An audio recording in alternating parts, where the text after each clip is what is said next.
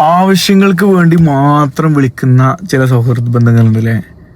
പ്രത്യേകിച്ച് സാമ്പത്തികപരമായിട്ടുള്ള ആവശ്യങ്ങൾക്ക് മാത്രം നമ്മൾ വിളിക്കുന്ന ഒരുപാട് സുഹൃത്തുക്കളുണ്ടാവും.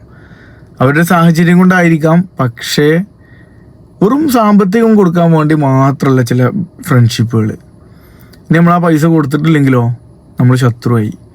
ഇനി പൈസ കൊടുത്തു കഴിഞ്ഞിട്ട് അവർക്കത് പറഞ്ഞ ടൈമിൽ തരാൻ പറ്റിയിട്ടില്ലെങ്കിൽ നമ്മൾ വീണ്ടും അവധി കൊടുക്കുന്നു. നമുക്ക് ആവശ്യമുള്ള സമയത്ത് നമ്മൾ ആ പൈസ കൊടുക്കുന്ന സമയത്ത് അപ്പോഴും നമ്മൾ ശത്രുവായി. സാമ്പത്തിക ബന്ധങ്ങൾ നല്ല രീതിയിൽ ബന്ധങ്ങൾ കീപ്പ് ചെയ്യും. അത് ശരിക്കുള്ള റിലേഷൻഷിപ്പ് അല്ല, നല്ല ബന്ധങ്ങളല്ല.